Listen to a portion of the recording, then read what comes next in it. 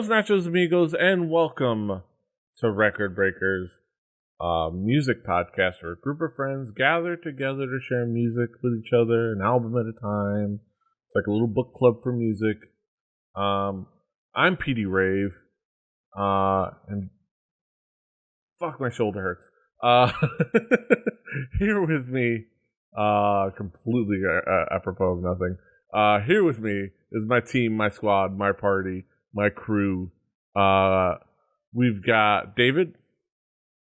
Hi everybody, I'm David, and while I may never forgive LMFAO for party rocking, I did, in fact, have plenty of hot takes about this album.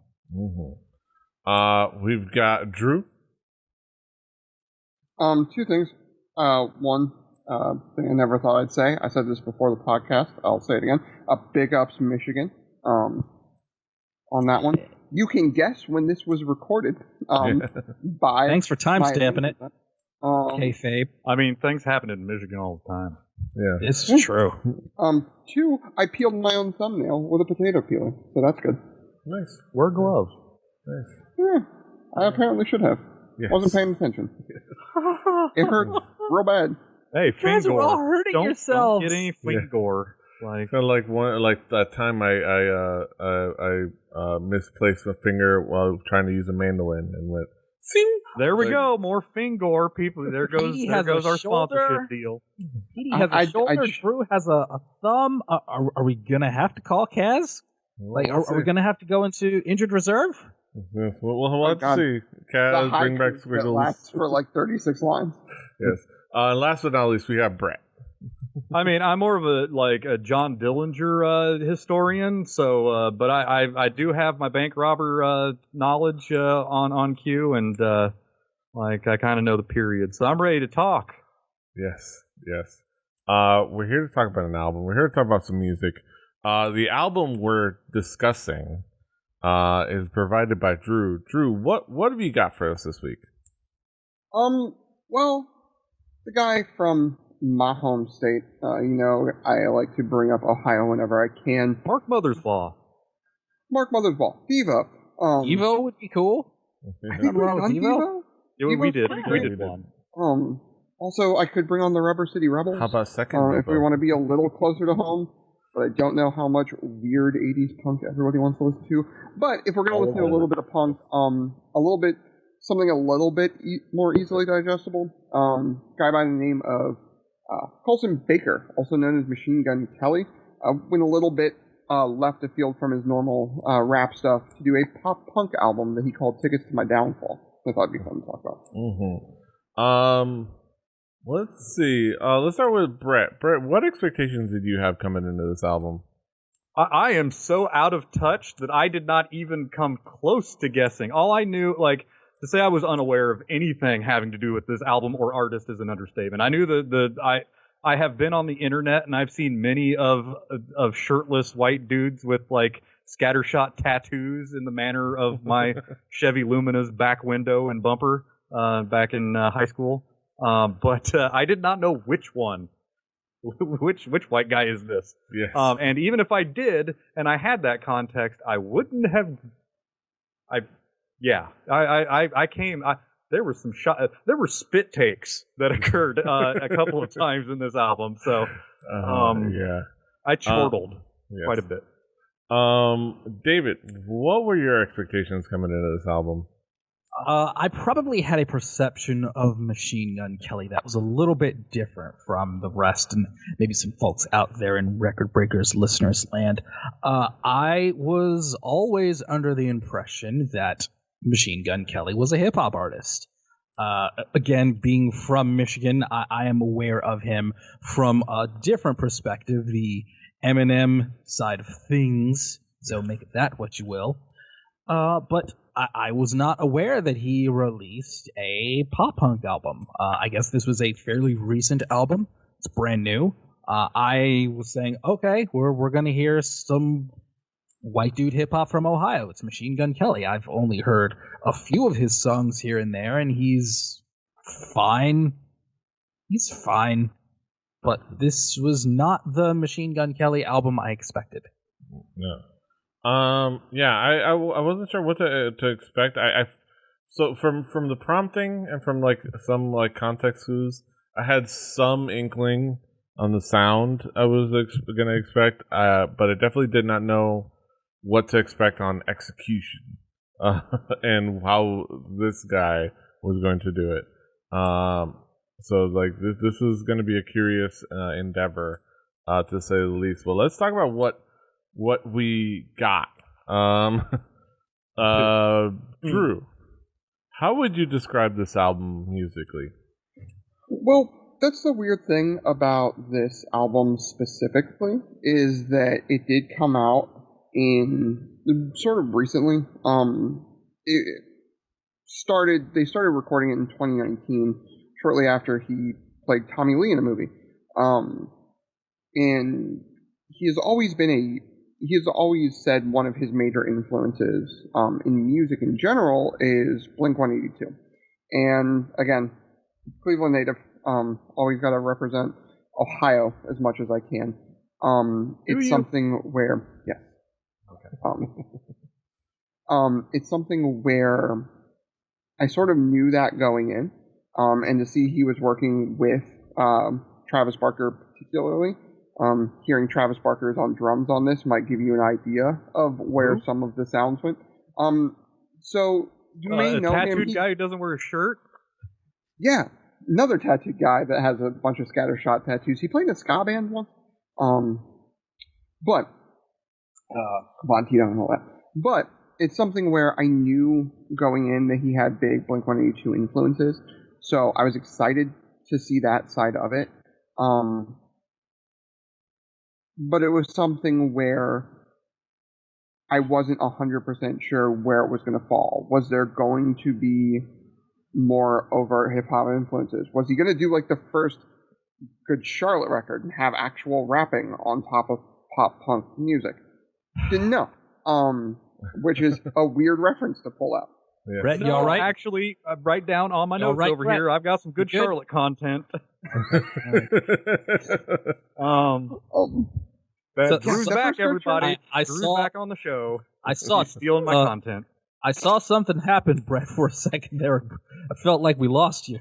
No, this is just going back to the days when I would write notes and Drew would get picked before me to talk about something. I'd be like, well, I'll come up with something to say, I guess. I don't know. Let's go with plan C. Yes. But with that, the cool thing to me was that it came in the music and sometimes a couple of the features, because there are some weird features in this record. Like to see a parenthetical with Trippy Red in it is really funny to me on a pop punk record, but hey, you've got a guy on Bad Boy Records, what's going to happen?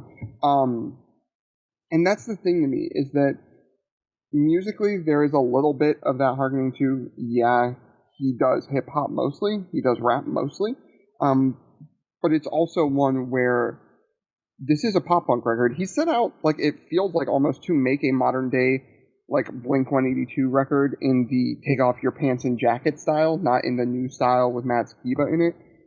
So it's something where that comes through a lot. It's a lot of fun, which I think pop punk should be. It shouldn't be super serious in the lyrics all the time, although there are some serious bits in this, and we'll get into that. But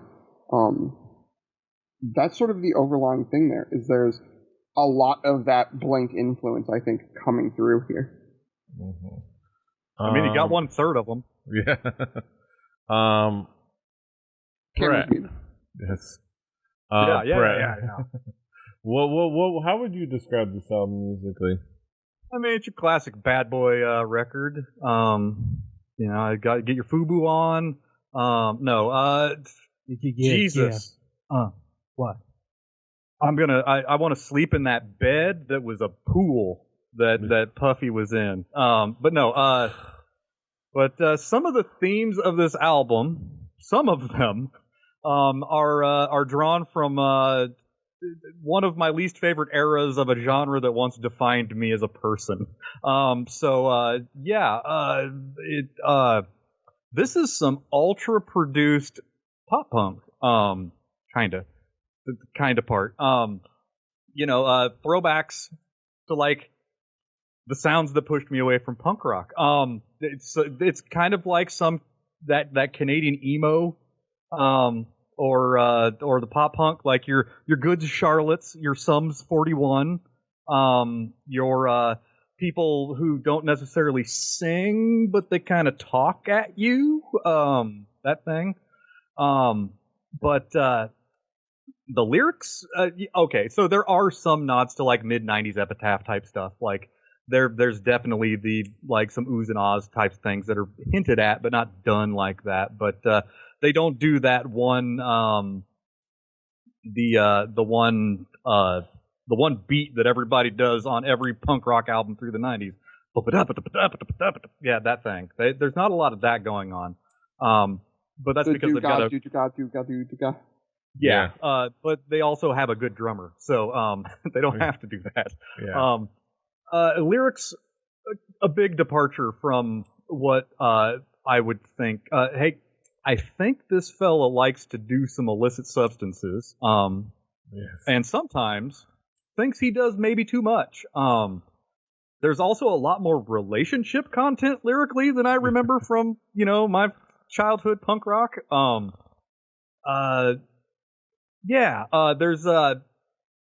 There's weird production qualities to this that are kind of weird. But when you get down to it, like, this is kind of like middling, below replacement level lyrics, I would say. There's not any like exceptional turns of phrase, which, like, I grew up. I wore a NoFX hoodie until it melted. I will listen to punk rock about doing drugs all the time, but it's a different kind of song about doing drugs. Yeah. And it's funny. And there's always like a pun or a funny voice, or, sometimes even the rhymes on this were kind of a stretch. It really felt like a composition notebook come to life with the big budget. It's definitely somebody writing, spilling their heart out, but like, it definitely leaned more in my mind away lyrically from the pop punk. But I mean, they've like, they went to the pop punk store and bought like the top shelf of pop punk production. So like, like, if there are songs on this album that I swear I've heard again by like a opening act at Warped Tour 2005. Yeah. Like, I swear that like some of these things are put together with the Legos of other songs that were from the genre, because pop punk is kind of hard to, like, it follows the genre is very narrow. Like, you stay in a lane when you're in punk rock, and like that's why everybody does like one of those songs with the same chord progression of Blink-182's "Damn It." Everybody does that, and like everybody does but Matt Squiggles, if you're out there, Matt Walton, who semi-regular on Record Breakers, I'm thinking back to what Matt would say when he says, no matter what with metal, it just doesn't click with him. And all of this is reminding me that I felt exactly the same way about pop punk. Yeah. I mean, this is literally the genre that pushed me away from the music I played. So, yeah, I don't know. I'm not. So I'm letting all of my priors come out here. So I am not judging this as a regular human being. I'm a broken, former, washed-up old man punk rocker. Yeah, and I am a progressive rock snob. Yeah, so. Like we're bad. We're not the target audience for this. No. Letting that out right now. No, I think the target audience might be what you'll find when DJ leans over to one direction or the other. Oh, what? Like the people who starred next to Shia LaBeouf in Robots? But yeah, David, how would you describe this album musically? I am going to say everything Brett said, except with far less verbiage, just because I don't have the vocabulary for it. It is pop punk cut by numbers, and it's not all the way colored in. Yeah. I mean, his nipples are, though. Yeah, that's true. He's like Spider. Are they though? Are they? He has an interstate tattoo that's completely colored in. Which interstate? Which one? 70? Like good Ohio interstate? So. Yeah. Yeah, musically this is The world like needs to know. a warmed over version of a pop punk sound. It's musically there's a lot to that is like it's there. All the pieces are there. They brought all the right parts and they assembled a sculpture, a Lego sculpture that was it's pop punk. It's a replica painting. Yeah. Where it's but also no. And I've enjoyed quite a bit of pop punk. I think there's fun to be had there. It's not something I'm super nostalgic for, so that didn't motivate any kind of enjoyment of this album. But there's things to like musically, and there's things to like there. I think the biggest element of this is Machine Gun Kelly. Machine Gun Kelly's vocals are not what you would call good. Good. You're stealing content from me later too, Petey. Almost verbatim. Brett, let's make sure. I picked All I Know. That was the song I picked. How about you? I can talk about any of these tracks. Yeah. Okay, so we're not going to overlap. I'm showing my hand. I'm going to talk about housing. All I Know. I'm talking about music specifically. I would not call his singing good. Petey. Okay, Petey is exactly what I was going to say. Petey, you called Halsey. Okay, I'm calling the song All I Know. Brett, you can go from there. Yes. Play this when I'm gone. I got to close this out with the song that made me do a spit take. So that's spoiler alert for the future. All right. So, music. Petey, I told you. I told you, Petey. You're injured. I can come in. I can run the offense, man. I got you. I know. Yeah. So, like music, and I, not to say that I need the vocals to be, super dynamic, tight. Vocals with a lot of range. It's punk. But I think there's a vibrancy about that. There's a vibrancy. Not what I call it. But there's a vibrancy and a personality with a lot of like the punk and pop punk that they're not. It's not a technique thing, but there's a personality and a vibrancy that I love. Fat Mike is not a good singer, but he's a fun singer. He's a great singer. He's a great bad singer. But he's a fun singer, and you can feel his personality through his songs. The boys of Blink-182, you can feel their energy to the songs. Like a lot of other punk singers, Joe Strummer. You can feel his like snarl through his songs. Machine Gun Kelly sounds bored. Yeah, Danzig. Machine Gun or Zandig. You can hear the Jesus in his voice. Machine Gun Kelly sounds bored, and it kind of bored me. And like I not all of it sounds like that, but that's what like I got out of it. And I'll talk about there were parts on this album vocally that were so pitch fixed they almost became non-notes. Yeah, almost completely without like any kind of note. There was so much. And even that would be fine if we didn't have a glaring contrast, which I'll talk to when it gets in my turn. Like I said, on the tracks. But let's talk about the tracks. Is it Black Bear? I feel like it's Black Bear. No. We'll talk about that. Let's talk about key tracks. We might have some dissenting opinions on Black Bear. Let's talk about key tracks. Drew, what would be some of the key tracks for you? Well, to me, Drunk Face. If you told me, hey, Machine Gun Kelly's going to try his hand at pop punk, Drunk face is what I would kind of imagine. So that's sort of right where it is. There's a certain program drum fill that can sometimes be very popular in hip hop, and whether it was Travis Barker being Travis Barker and just doing it because he's Travis Barker and he's like, hey, I can do snare fills real fast, or it was a program thing, I'm not 100% sure, but it was if he did, like, but Travis Barker knows how the drum works, so he could program it. Yeah, like exactly. He knows what to hit, like that. Exactly. So it's just as difficult. I've always believed that if you are the drummer doing the programming on the album, it still counts. Like your timing is I'm not going to be mad at Travis Barker if he didn't flip those sticks, but I'm not saying I'm mad. I'm just saying yes, you are. Yes, you are. In hip-hop, you said that. In hip hop, it's usually programmed because it's a producer making the track. I know Travis Barker could probably do it, but he could have also programmed it. So who knows? Bloody Valentine's, the first song I heard, or I remember hearing that I knew was from this record. Now there's some covers that came out that are on the deluxe editions and stuff like that.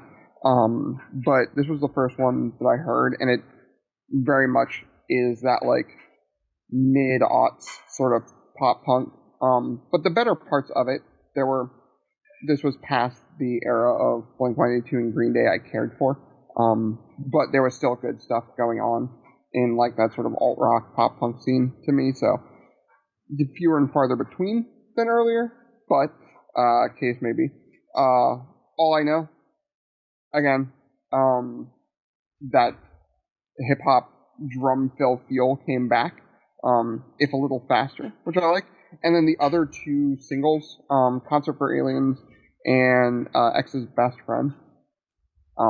Concert for Aliens is the cheesy, to me, when I hear it, it's the cheesy pop punk that you expect, right? It's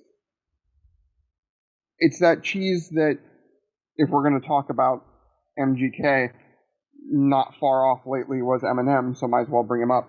Him trying to rewrite the real Slim Shady and that sort of cheesiness again. It feels like there was some of, like, there's a cheese ball factor to Concert for Aliens that I appreciate.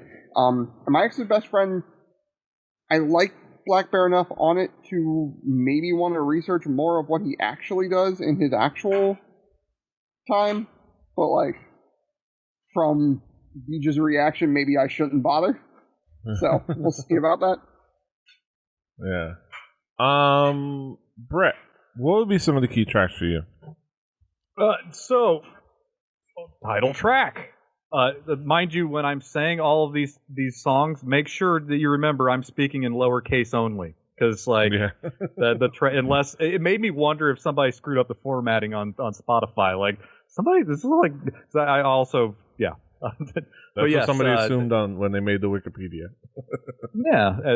But like, the featured artists, all but Black Bear are capped. But it's an artistic choice. Like, if somebody sat for 10 minutes thinking about that, like, good on them. Title track. You very much feel the presence of the Baron von Tito. It starts off, it builds up, the beat change, the genre change mid-song. It made me think very hard about when I lived in Western Pennsylvania in 2003. I had access to the Canadian MTV Much Music. Much Music, yes. And Much Music in 2003. Shout out to Mistress Julia. Was were you seeing Sloan? Right? It was all Sum 41, Good Charlotte, and like every now and then a Yeah Yeah Yeahs song would pop in. But so no Sloan. Dude, there were so many but mainly the Sum 41 is. They were like inescapable for a while. They were inescapable. It's the extremely overproduced. It's the fell in love with the girl at the rock show kind of overproduction. And well, I mean, he did it. Like, that song would have been like, Girl at the Rock Show, shit song, fantastic drum fills. Here we go. We're here. There it is. There we are. Bloody Valentine. This is as by the numbers as it gets. Yeah. But they it's like somebody who knows how to do like a Hadoken. It's the best Hadoken that you can do. But man, they're firing that Hadoken all the time. Like, there's only so much you can do. And he's got no real lead-in for it. Like, he doesn't know how to do the jump-in. No footsies, no jumping, no opening up. And lyrically, it's the dynamics on the vocals are right there with One Night in Bangkok. It's talk singing. There's like, it is the most droning, like it's somebody's talking to me. Bloody Valentine is a bit of a departure from a straight pop punk song, and goes straight into like early to mid aughts indie top 40 rock with a synth filter. Concert for Aliens is a song I do not believe that wasn't just like laying on the cutting room floor at like some also ran punk rock studio for like a decade and a half, and they're like, here you go. This was a Sum 41 song that didn't have lyrics. Yeah. Here you go. It was originally written for Mest, but yeah, it was, yes. I have Warped Tour stories to talk to you about sometime, about massive amounts of stickers ending up in my car, and I'm like, why do I have like 500 Mest stickers in my, like, the door, like, because my douchebag friends got all the free swag and like got the, here, have a bunch of necromantic stickers. Okay. But yeah. Gen Con 2021, all of us need to go to Indianapolis and hang out. Yeah. All 6 of us. Play this when I'm gone. Nap Town, baby. When the fake strings came in, and I heard like the like there, I understand like going in there, leaving it all on the field, like giving your last day. It's the final track. Let's wrap this shit up. Whew. The earnest effort and what came out on the end. Those two, and the swells of the strings at the end. I'm just like, you did it. You did it. You truly captured the sound that ran me away from punk rock music. Yes. But it's executed in a way that I don't believe that this, like, if somebody was doing a parody of pop punk, they wouldn't have been able to do it that well. Yeah. It's just fantastic. Like, I'm Drew, I am so happy that you brought this in front of me, and I now have a more than just being like, who's that guy with that pink Schecter telly? Brett's happy. Yes. Happy's not the word. I like learning things, and I learned a lot. You relearned. You re-reminded. You like unlocked a blocked memory in your mind. David, what would be some of the key tracks for you? As I said, all I know. And this is where I really noticed the auto-tuning in the vocals.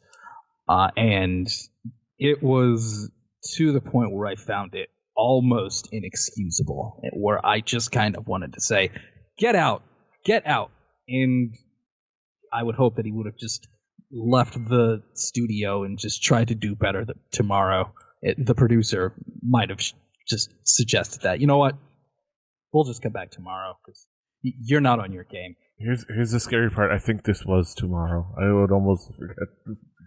Like, this might have been tomorrow, and then it was like, you know what, fuck it. Like, this is the best you got. World War III was at least a little bit of fun, and for points there were almost shreds of self-awareness throughout this album, and I think it started to come through on World War III. The rest of the album is just kind of, like Brett said, if this were done as a parody, it wouldn't have been this genuine. It is really genuine and sincere and earnest. Yeah, I mean, if I'm going to zero in on tracks, obviously the title track kind of sets you up right off the bat of what you're expecting. And when we say title track, it's called title track. Which is like, I want to give them credit. You know what? I'll give them credit for that kind of cleverness of like, this is the title track. It's called title track. It's like, and I think it sets up a lot of things, like Brett said. But yeah, if I want to zero in on one song, I'll go to "Forget Me Too" with Halsey, because after like you get these first 4 songs of this vocal experience in this thing, and you're in the middle of the song, and then Halsey comes in and, oh, that's what competent singing sounds like. Oh, that's what emotion in your singing sounds like. Oh, that's what dynamics in your vocals sound like. Why can't I have this? I like Halsey was just fantastic. Like that turned into a song like, okay, more of the same, to like, I actually like this song. Like, that was like my favorite song, and honestly, it's half of it was my favorite song. It's literally when Halsey takes over, and then it's a good song again. It's a good song finally, because Travis Barker is great, and the music is fun pop punk, and it really, like, every time I would come back around, this is the one that's like made me zero in on what the part I don't like about this album. This is the name on the front. No offense to Machine Gun Kelly. I'm sure I've got to, I haven't given him a chance as a rapper. I want to check him out. I appreciate he's fine.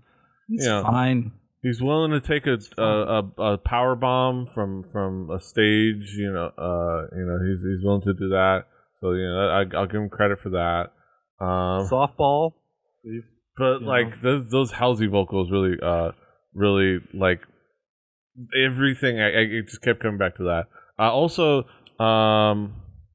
my ex best friend. Speaking of him as a hip hop artist, my ex best friend is where it dips back into more being like a hip hop song and more being modern, like more into the hip hop style with like Black Bear and like bringing in more of a hip hop beat, even though they're using the guitar. It is structurally pretty much a hip hop song with like pop punk as the beat they use for the hip hop song. And almost like it's like once he's going back into his strength, it works a lot better. And Black Bear is pretty good on that track. But like I think that track is okay. I would say also Kevin and Barracuda. Of course, the other dirtbag idiot that he talks to is fucking Pete Davidson. It's like they are like literally the same person. Like it's like Vince McMahon and Donald kind of their own version of the Rat Pack. Davidson went for comedy instead of music. Yeah. But it's the same thing. It's the competent what to do, and they found the right people, and they had to do a lot of drugs while doing it. Yeah. But that's what those are the songs that I was zeroing on. But let's wrap it. Let's bring it back around the horn. Talk about some conclusive thoughts. Brett, what would be your conclusion on this album as a whole? I mean, it is ridiculous that something like this is being made right now with the quality. Like, there is a quality to this. The amount of effort that was put into this, you can tell. It's like somebody was Mr. Barker was putting his efforts into this. At the end of the day, I'm glad that I am aware of this and know it. I'm glad that I got to share some of it with Daisy. It brought laughter to my life and smiles to my face, but probably not for the ways that it wants. Yeah, I don't know that there was an itch in my life that this thing could scratch. And that's not necessarily its fault. Necessarily, it could be. But a lot of it's probably mine because I have hang-ups with the genre. But no, it's the kids who are wrong. David, what would be your conclusion on this album as a whole? Real short and sweet. Even as someone who doesn't like pop punk very much, I could see that this was, as Brett said, below replacement level. My favorite thing on this album was Black Bear's verse in My Ex's Best Friend. That was it. That was the one thing where throughout the entirety of this album, I just felt like, man, this really isn't up to snuff.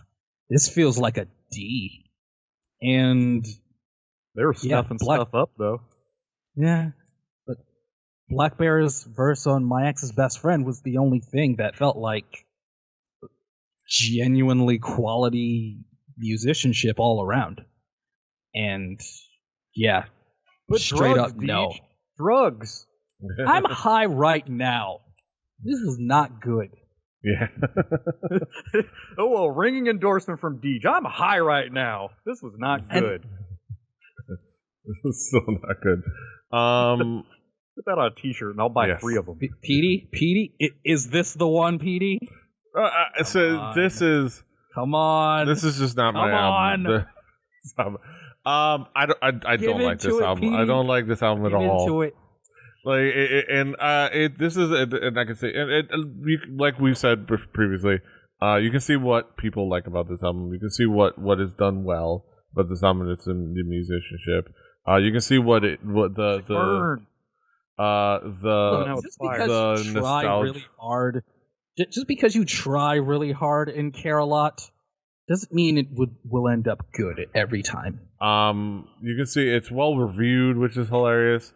It tickles the nostalgia bone, but like, like I saw a lot of really negative reviews. It's well reviewed by some and very poorly reviewed by others. And I lean more into those camps, because I think Machine Gun Kelly maybe should just. I found myself thinking of like, did I miss the part in his feud with Eminem where they booked a loser leaves rap stipulation? Because I mean it's an interesting way to book it. I mean they were. I still am not sure why they booked it. Yeah. It's creative. I'm not sure why they booked that rivalry with Eminem going over. But I think they just. I think there's not a question about that. Like I'm from Ohio. There's not a question about that. Yeah. Sometimes the veteran is just better. Sometimes the veteran. I will say this about that feud. Eminem responded to him, didn't he? I forget if it was Nick Cannon or Drake, where Eminem was just like on Twitter, just like nah. Like, well, yeah. Well, I think Eminem recognized they were booked. Some of the things he was responsible for. Eminem responded because he was booked to respond to him. That's right. That's right. Eminem's like 800 years old and wants to be relevant. Yeah, and they worked out a rivalry. He's his spiritual. I'm saying the rivalry was a work. Like what he sees. But I think all rap beefs works at this point. If they're not going to throw hands, it's something worked out between the labels. Even if they do throw hands. I feel like Pusha T maybe wasn't. Sometimes. Yeah. Everybody's too much of a wiener these days to actually. Yeah. And you know what? That's fine. The only reason I think Pusha T definitely wasn't was because. Not Cardi B. Well, God's bless her. Go to jail. Yes. He dropped the Adidas stuff on Drake before he had a chance to actually come out with his son. But yeah, back to the whole thing. I did not catch the part where he lost the loser leaves rap contest. Because I think he should just go back. This is nice, and this is a nice experiment. Just go home. It's okay. Just go home. Just no. Travis Barker, I love you, but maybe pick better collaborators. I think, and he's collaborated with great people. Honestly, and I also better, Travis. You can do better. I think and it came down to like a Black Bear's verse and Halsey's singing really is the big thing that like puts it into stark contrast to that of like, this is the problem right here. And I think I bless you if this is your thing and it's tickling your nostalgia bone, but I've got better options for you. just go back and listen to Blink-182. It's fine. Just you can go back to listen to Blink-182. You don't need the substitute. Blink-182 is on Spotify. It's okay. Also, the new stuff without Tom DeLonge is probably the best stuff they've ever put out. A hot take. Yeah. Yeah. So go. like Tom DeLonge. You don't need great value Blink-182. You just the Blink-182 proper real is thing. out there. You can get the real thing. Treat yourself. Get the thing with the guy from the Better Band. Yeah. Every time. Yeah. I'll give Machine Gun Kelly this. He's not Lil Pump. Fuck Lil Pump. A little pimp? Yes. On that note, Speaking of that's Michigan, it. Did Lil Pump put out a pop punk record that I don't know about? No. I Lil thought Lil Pump had a Pump was- collaboration with another person. Yeah, he had a different The white collaboration. guy with fewer tattoos on him, but but smaller hands. yes. The Oh, Google We've it. already moved on. absolutely. Yes, that's actually what we're talking about. Google Get to it. the haikus. But yeah, Lil Pump. Drew, what would be your conclusion on this album as a whole? So for me, this album is of two parts. I appreciate that it exists. Because, like I said, Machine Gun Kelly for years has said that pop punk in general that's a headline I didn't expect to have pop up. All right, thank you, Brett. That's context. He Little pimp. he always has said that like he finds influence in that style of music. So I'm always for people exploring those other influences and not being tied down to one genre. I would more maybe on the next record, and I think I told my girlfriend this when we first listened to it, I wished there was more of him rapping on it, because I agree, I think he's better at it than he is singing. But as a record, I think this is very well produced. I think it's very well done.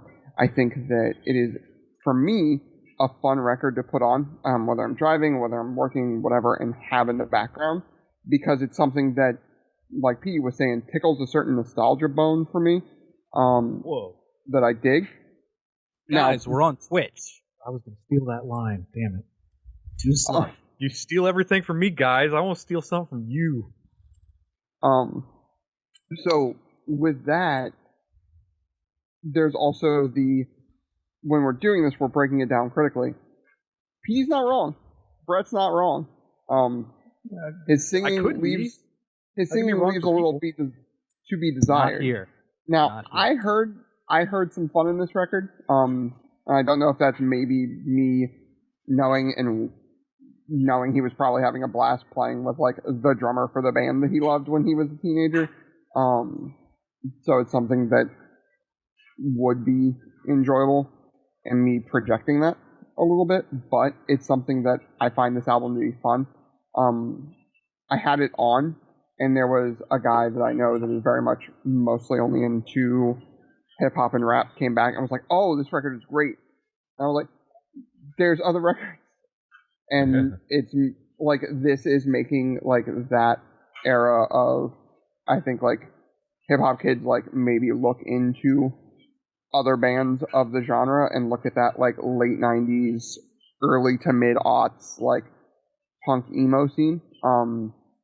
And whether they go in at a surface level and just find your Blink-182s and Mests, or whether they go in and maybe find an Alkaline Trio or something, like that's to be determined, I guess.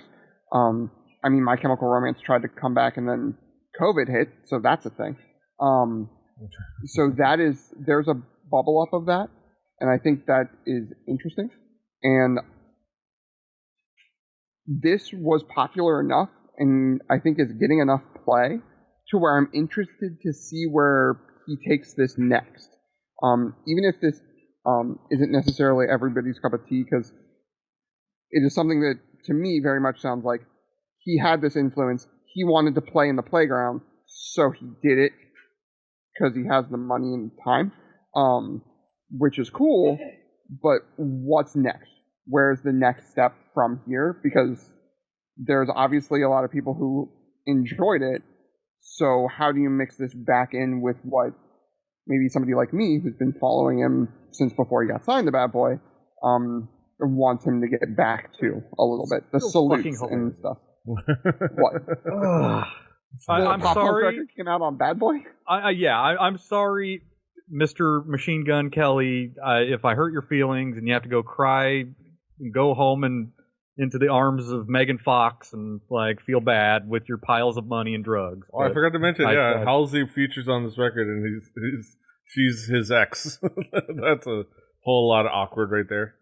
Well, I guess they're cool then. Get a clip of Shia LaBeouf going no, and do something with it. Come on, it's not my favorite Halsey feature, but that's obvious.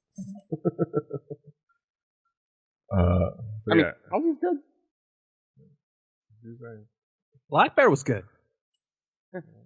The drums, like I said, are good. They're good. I'm just sitting here. I'm just sitting here, a boy with love. Oh my. Maybe sometime I'll bring his rap instead. We'll lace up. Sure. Yeah. Yay. Yeah. Those are our thoughts on Machine Gun Kelly's Tickets to My Downfall. Now we get to the main event of the evening, the moment we've all been waiting for. We get to our haiku reviews. Spit bars. Yeah, we spit our own bars, our own poetry all right, bars. Sway, calm down. This is not Five Fingers of Death. Let's calm down. We sum it all up in poetic form, given the 575. What's good out there? Find the booth. Yes. MTV News. You hear it. Rebelli Tings. Yeah. Why are we getting grimy? I don't understand. Quick maths.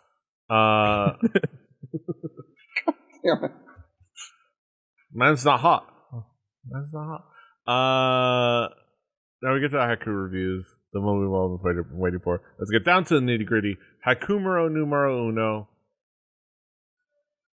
Best episode yet. HQ hasn't sued us yet. I like the Glassjaw episode. Yeah. Both of them. The one that was released and the one that was. Mention that, Drew. Yes. Let's start it. Brett, what is your haiku? Personal lyrics. With the driving beat of punk. Didn't fall in love. Mm-hmm. David, what is your haiku? Tell me something, guys. Is this what Glassjaw felt like? Hard pass. No, thank you. I will say no. Glassjaw was worse. Yes. Glassjaw was worse. It was us measurably Swagger like never anything like this even close in the vicinity ever again. No. Travis Barker was not in Glassjaw. Yes. No. Yes, my haiku. Music is fine, but I'd rather have this album with Halsey instead. Now, Drew, what is your haiku? A Cleveland native, exploring influences he has always had. Mm-hmm. Those are our thoughts on Machine Gun Kelly's Tickets to My Downfall. You can listen to this album on our Spotify playlist. Play Record Breakers the home game. Do your due diligence and your due diligence. Follow along at home. Do your homework. On that Spotify playlist will be next week's record. It's going to be my record. I'm going to bring back some more Korean indie music. Very cool, very creative new album by a band by the name of Billy Carter. We're a trio doing like bluesy rock and roll. Now they got a little bit more of a grungy edge, and have some things to say. We're talking about their album, Don't Push Me. So look forward to that. That'll be next week, and this is this week. You can, of course, find us all over the internet. David is at Call Me DJM. Drew is at Exclusive for X. Brett is at HIBBARD, BBITYBBARD. I'm at PD Rave. The show is at 4 Record Breakers. So the 4 Record Breakers. That's the number 4 Record Breakers. RecordBreakersPodcast.com. RecordBreakersPodcast@gmail.com is their email. Rebelly.net for listening to the shows. Rebelly TV on YouTube and on Twitch. We stream on Twitch every Tuesday, Wednesday, Thursday. Tuesday we do D&D. Wednesday we do Record Breakers right here. Thursday we do Space Trucking. And then every once in a while we'll do random other streams based on my energy level. But keep an eye out. And everyone that. out there, PD Rave works really hard on this podcast. So make sure you subscribe and then unsubscribe and then resubscribe and then unsubscribe and then resubscribe and then unsubscribe again and then resubscribe and give him a positive review. Give him 5 up, dudes. Yes. But yeah, like, share, subscribe, do all the things, hit the bell, slap the roller, spank the monkey. Trim the toucan. Until next time, hasta los huevos. I thought you were about to say Billy Corgan, and I got real confused. I really am high, and this wasn't good.